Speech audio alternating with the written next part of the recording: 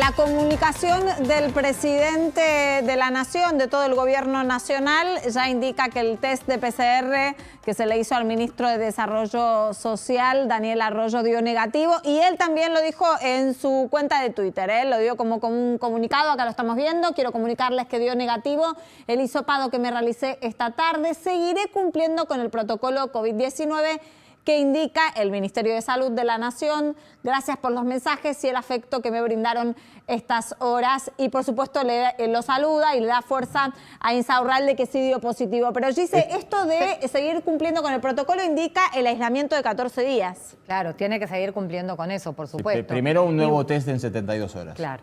Vos sos el Eso es lo que nos explicó, claro, el médico. Pero igual digo, esto muestra que si uno sigue el protocolo y usa barbijo, puede trabajar. Sí. Claro. No hace falta volver a la fase 1, me parece, ¿no? Bueno, vamos a ver qué es lo que indica, ¿no? Por lo pronto, un aislamiento de 14 días y volver a hacerse el estudio de PCR para ver qué es lo que arroja como resultado. Vamos a analizar la situación política, ¿no?, que trae la pandemia en todo esto con Lucas Romero, que es politólogo y es director de Sinopsis. Lucas, buenas noches, gracias por atendernos. ¿Qué tal? Buenas noches, ¿cómo andan ustedes? Bien, acá en cuarentena también, pero trabajando. Lucas, quería preguntarte sobre esta noticia, ¿no? Esta red ahora que se arma entre los políticos para ver si el coronavirus finalmente llega al gobierno o no. ¿Cómo viste vos desde tu parte más de analista los movimientos que fueron realizando cada uno de los gobernadores, intendentes, el propio presidente, sus ministros? Sí, creo que así como uno puede hablar de que a veces la sociedad se toma ciertas licencias y ciertos descuidos frente a esta situación tan extraordinaria que nos plantea el coronavirus, creo que la dirigencia política también está mostrando en estas últimas horas que parece tomarse ciertas licencias, ¿no? Y que a veces se olvidan de ciertos cuidados. He visto imágenes de la gira del presidente por La Rioja y la verdad es que son imágenes que no muestran a un presidente que está tomando los recaudos necesarios para desplazarse, digamos, con cuidado en este contexto tan particular, ¿no? A veces la dirigencia política por ahí cae en esta tentación del photo opportunity, o sea, la posibilidad de tener, digamos, una foto para comunicar. Bueno, no muchas veces eso marida bien con los recaudos que hay que tener para evitar los contagios, ¿no? Esperemos que no pase a mayores, que el caso de Insaurralde sea un caso aislado, porque tiene una complicación también si la dirigencia política empieza a verse afectada con esta problemática. Sí, Gisela. Sí, ¿cómo estás, Lucas? Estas contradicciones que vos decís que se ve en el gobierno, ¿no?, con el tema del cumplimiento de la cuarentena, especialmente el presidente. Y después, por otro lado, ves que hay muchísima presión ahora de la provincia, de la nación, para la ciudad, para que dé marcha atrás con algunas cosas. ¿Vos crees que ahí se está metiendo la política, además del tema sanitario? Sí, a ver, quizás es más complejo. Yo creo que yo he definido la cuarentena como un recurso no renovable. Es decir, el esfuerzo que puede hacer una sociedad de este tipo, digamos, de tenerse guardado en sus hogares, no yendo a realizar su propia actividad profesional, económica, digamos, es un esfuerzo que, digamos, es limitado en el tiempo. Y creo que desde un momento esto la clase política lo sabía. Creo que estamos viendo a esta altura, digamos, muchos síntomas de que ha habido un agotamiento de este recurso no renovable, ¿no? Y hoy tenemos una población con mucho menos predisposición económica, social, psicológica, emocional para estar encerrada en su casa. Y esto es una complicación porque hoy la situación epidemiológica es mucho más delicada que la que teníamos hace 2 o 3 meses atrás. Entonces, me parece que puede haber presiones políticas quizás para tratar de evitar que la situación epidemiológica se agrave más, porque eso supone costos políticos. Pero la verdad es que tiene que haber un reconocimiento que efectivamente el recurso de la cuarentena es un recurso que nos lo hemos consumido, ¿no? Y no hay mucho más margen para sostener esta política. Y creo que tenemos que empezar, y esto lo digo para la dirigencia política, empezar a pensar estrategias que incluyan otra forma de encarar el desafío, ya no guardándonos, porque no hay mucho más margen. Fíjate qué curioso, Giselle, nosotros venimos monitoreando el clima de opinión respecto de esta situación y le venimos haciendo una pregunta muy particular a la gente, ¿no? Porque entendíamos que allá a fines de marzo queríamos entender cómo la gente administraba estos dos grandes temores y preocupaciones que afectan a la Argentina, ¿no? La preocupación económica, que era la dominante ante el coronavirus, y la aparición del coronavirus. Y allá a fines de marzo, el 80% nos decía, estoy más preocupado por el coronavirus, el 16% nos decía, estoy más preocupado por mi situación económica. Un registro que acabamos de procesar hace pocos días atrás, el 52% ahora nos dice, estoy más preocupado por mi situación económica, el 43% estoy más preocupado por la coronavirus. Es decir, está invertida la preocupación. Yo no creo que esto esté mostrando señales de que la gente no le preocupa más el coronavirus. Me parece que está mostrando señales preocupantes de que a la gente le preocupa la situación económica y no sé cuánto margen más hay para sostener políticas de confinamiento. Facu. Sí, Lucas. ¿Y crees que estos cacerolazos, por ejemplo, que hubo no solo en la ciudad de Buenos Aires, sino en varias ciudades del interior del país, tienen que ver con esos síntomas de agotamiento de la cuarentena o, en este caso, de alguno de los pasos en falso que fue dando el gobierno justamente para intentar salir de la cuarentena con la medida, por ejemplo, de quedarse con Vicentín? Mirá, la verdad, Facundo, que si yo me pongo a pensar el nivel de conocimiento que la gente puede tener sobre la situación de Vicentín y sobre la decisión del gobierno en esa particular realidad de un sector específico, de una empresa específica, me lleva a pensar que la reacción es más un catalizador de otras cosas, ¿no? Probablemente haya algún desacuerdo con la decisión de expropiar Vicentín, pero me parece que está expresando mucho fastidio en otros aspectos. Y creo que acá, posiblemente no nos tenemos que engañar que en este contexto pueda haber cierta conflictividad social reprimida. Obviamente que en este contexto la gente no se siente con la libertad de manifestarse, de quejarse, de expresar su disconformidad por ciertas situaciones. Creo que pudiéramos estar teniendo una situación de conflictividad social reprimida en un contexto, insisto, donde los casos vienen aumentando ya con una, digamos, presentación exponencial, y lo que más preocupa es la economía, ¿no? Me parece que es un síntoma clarísimo de que, digamos, estamos encarando un proceso en un contexto económico muy delicado. ¿Cómo estás, Lucas? En el sentido de a lo que apuntaba Facundo, pero llevándolo al plano político, ya directamente en el análisis político, se ha notado una nueva agenda, ¿no? La agenda sanitaria pasó a un segundo plano, nos guste o no nos guste, salvo las noticias de hoy, pasó a un segundo plano del discurso oficial de Nación.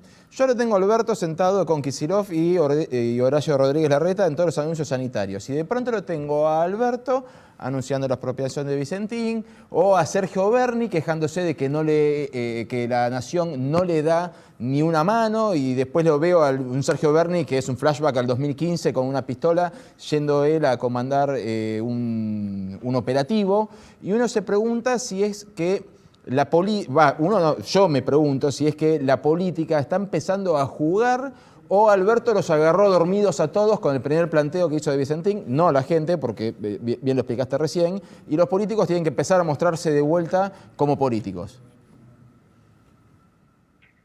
Sí, a ver, yo creo que la situación de la pandemia en algún punto está mostrando agotamiento en todos los sentidos.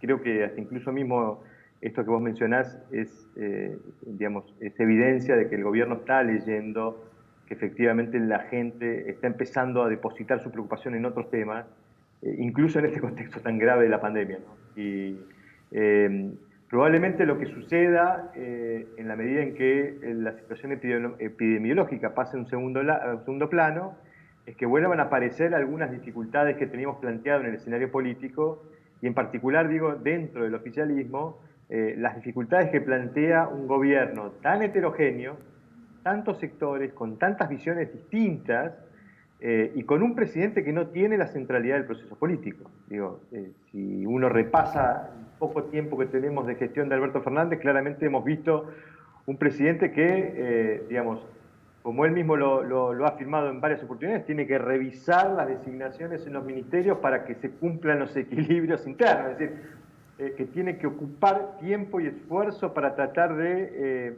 digamos, mantener cierta paz interna dentro de la coalición de gobierno. Creo que esto que vos mencionás es eso, ¿no? En la medida en que la epidemia pasa a un segundo plano, que es una situación muy extraordinaria que alineó los esfuerzos detrás de la conducción del presidente, empiezan a aparecer estas diferencias internas, que es un poco lo que había presentado este ciclo como un interrogante al comienzo, ¿no? Bueno, ¿cómo iba a gobernar Alberto Fernández en un contexto en donde, lo hemos reiterado en alguna oportunidad, creo que incluso charlando con ustedes, ¿no? Es fácil juntarse para ganar una elección, poco más difícil juntarse para formar un gobierno, mucho más difícil es gobernar y mantenerse juntos y unidos, ¿no? Me parece que este es el desafío de este ciclo, ¿no? ¿Cómo va a ser Alberto Fernández para conciliar todos los intereses que conviven dentro del Frente de Todos? Lucas, pero en esa versatilidad que suele demostrar el presidente Alberto Fernández, en algún punto, ¿en qué estado podemos encontrar a Alberto? ¿Cuál es el Alberto que realmente piensa de una forma lineal? ¿El que propone la expropiación de Vicentín? ¿El que se sienta con Larreta y con Axel Kicillof a mediar para que haya paz política en pos de la pandemia? ¿Cuál es el verdadero Alberto? ¿Cuál es el albertismo que vos advertís en algún punto? Yo creo que el verdadero Alberto es el que entiende la reacción de la gente y tiene que reconfigurar una decisión tomada sobre la base de un error de cálculo, ¿no? El gobierno entendió que a lo mejor la expropiación no iba a generar la reacción que generó, la reacción aparece y Alberto Fernández tiene que empezar a hacer equilibrio, digamos, obviamente tratando de contener, y esto creo que es importante resaltarlo, porque en algún punto es una condición estructural del proceso político hoy. El desafío de Alberto Fernández es retener a esa porción minoritaria del Frente de Todos que acompañó este proceso político, pero que le creyó a Alberto Fernández que el Frente de Todos no era el Frente para la Victoria. Y posiblemente ese electorado propio, estoy hablando del electorado de votantes del Frente de Todos, posiblemente sea minoritario, pero para el Frente de Todos es estratégico si pretende conservar competitividad. Entonces, creo que el verdadero Alberto Fernández es el que intenta ser el policía bueno frente a esos votantes, permanentemente frente a iniciativas del policía malo, que en este caso es el kirchnerismo dentro del espacio. El Pero problema que tiene en ese sentido tampoco se encuentra un discurso claro, ¿no? Porque si bien se junta con el CEO de Vicentín y hoy reitera de que la expropiación sigue siendo parte del camino que va a tomar el gobierno. Entonces, por eso digo, y el peligro de esa estrategia es que el policía bueno tiene que tener también capacidad de tomar decisiones. Si el policía bueno no puede tomar decisiones, y dice, no, bueno, esperen, vamos a ver, no vamos a expropiar, pero terminan expropiando, es que el rol de policía bueno puede ser muy inteligente desde el punto de vista estratégico, pero a la hora de tomar las decisiones la sigue tomando el policía malo. Sí, Giselle. Me encanta lo de policía malo. ¿Estás hablando Cristina Fernández Kirchner? Con lo de policía malo. Lo digo en el sentido sí, que lo ve la gente. A ver, lo voy a poner en términos numéricos, Giselle. La imagen negativa de la expresidente es, en nuestro último registro, 54%. La imagen negativa de Alberto Fernández es 38%. Digo, cuando hago referencia al policía bueno, policía malo, es cómo la gente ve el proceso político. Y claramente la gente no votó a Cristina Kirchner, votó a Alberto Fernández. Y Alberto Fernández tiene que demostrarle a la gente que el que gobierna es él y no Cristina. Y creo que estas digamos, circunstancias coyunturales como las de Vicentín no lo ayudan a convencer, insisto, a esa porción minoritaria de votantes del Frente de Todos que votaron por Alberto Fernández y no por Cristina Kirchner. Que son, ojo, una cosita, digo, los vos decías recién, esa porción es la clase media que cacerolea, por eso se asustan tanto cuando sienten las cacerolas, aunque sean pocas. Posiblemente en el caceroleo también hay sectores opositores o votantes opositores, digo, pero me parece que, digo, hay una porción de voto más centrista, más moderado, insisto, fue el que acompañó al Frente de Todos un poco más por crítica a lo que había sido la gestión de Macri, que por convencimiento de lo que ofrecía el Frente de Todos. Bueno, ese sector es estratégico porque es el que le permitió llegar al 48%. Ya que lo mencionás, ¿la oposición? Bueno, la dificultad que tiene la oposición es que en un contexto donde el sistema de partidos está extremadamente debilitado, o sea, no hay procesos organizacionales que permitan reconstruir liderazgos fuera del poder. Bueno, el problema de la oposición es que no hay liderazgo. Entonces, al no haber un liderazgo que conduzca esa representación opositora, la cosa se vuelve más compleja. Y además se vuelve compleja porque a la oposición le cabe las mismas generales de la ley. La oposición tiene un sector más radical desde el punto de vista opositor, al que posiblemente le abren dirigentes como Pichetto, como Patricia Bullrich, pero también hay un sector moderado de la oposición, al que probablemente le esté hablando Horacio Rodríguez Larreta. Y fíjate qué curioso, en este último registro de imagen, Horacio Rodríguez Larreta es el dirigente opositor con mejor diferencial de imagen. Su centralidad en este aspecto de la pandemia y posiblemente sus posturas más moderadas, más dialoguistas, más acuerdistas, le han permitido ensanchar su base de apoyo o de popularidad. Algo impensado hace un año. Algo impensado, pero me parece que el caso Rodríguez Larreta es un caso que nos puede servir de ejemplo para entender que hoy el escenario está planteado de tal manera que el sistema de incentivo para los actores es a sostener posiciones moderadas. Claro. Y lo termino con esta idea. Los dirigentes con mejor diferencial de imagen hoy, según nuestros registros, son Alberto Fernández y Horacio Rodríguez Larreta. Los dos actores dentro de sus espacios, si se quiere, con posturas más acuerdistas o dialogables, digamos, o dialoguistas. Claro. Eso nos dice algo. Para ganar popularidad hay que seducir a los votantes del centro, que son los que te permiten la competitividad y ganar elecciones. Lo digo pensando en el 2021, ¿no? ¿Y estos parámetros que se están tomando son a nivel nacional? Esto es a nivel nacional, sí, efectivamente no es un estudio, gracias por preguntarlo, porque no es un estudio que esté focalizado en la Ciudad de Buenos Aires, que esté focalizado en el AMBA, es a nivel nacional, pero igual, hasta incluso te diría que siendo a nivel nacional, sorprende lo de Horacio Rodríguez Larreta, que, digo, es cierto, es dirigente de la ciudad, pero ha ganado una centralidad muy importante por esta situación, digamos, de la pandemia, ¿no? Claro. Bueno, Lucas, buenas noches, gracias por atendernos. No, gracias a ustedes, un saludo a todos. Por favor. Bueno, vamos a seguir, por supuesto, cómo